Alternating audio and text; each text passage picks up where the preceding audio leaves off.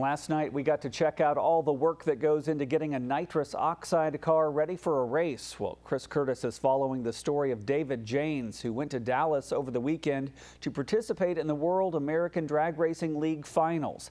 Did David and company bring the championship belt back to the Heartland? Here's Chris to fill us in.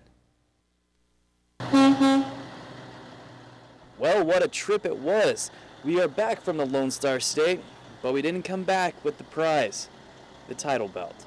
Well, definitely didn't go as planned. I mean, we really had high expectations of performing better than we did. You know, the car run okay. It just wasn't up to competing at the levels everybody else stepped up this weekend. We had different atmospheric conditions than we've been in the last 3 or 4 races, and it threw us off a little bit. David and his crew were eliminated from winning the belt in the semifinals to the eventual winner, Al Balushi.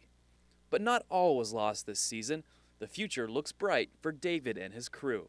We definitely feel good about, what we've accomplished this year. It's just all about who's better on that day, and we just fell a little short. So for a team that didn't even enter every race this year, they finished the year in 4th place overall. They took home 1st place in the drag stock race earlier in the year, and they don't leave Dallas empty-handed. They take home the Best Appealing Car Award. So what's in store for the off-season? Definitely need to work on our combination. We got to work on getting the power on earlier, and that's where the next level is. We want to try in January, February. Probably got to do some testing in Florida in late January. Our car's performing in the back half from 3:30 on with anybody. We're actually outperforming several teams.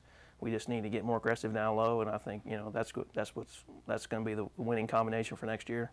So as the racing season comes to a close, Mother Nature will release her winter havoc across the Heartland.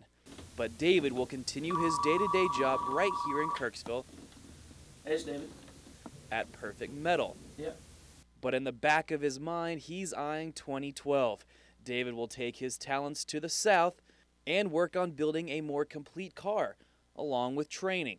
And hopefully one day, bringing that belt back to where it belongs, right here in the Heartland. We had a very productive year. Everybody's happy with what happened this year. Don't have anything to hang our heads about. We just fell a little bit short. Of course, if you aren't first, you're last. But we're gonna go after next year. And the rest of the world better watch out. The Heartland is coming fast. Reporting from the finish line, Chris Curtis, KTVO Sports.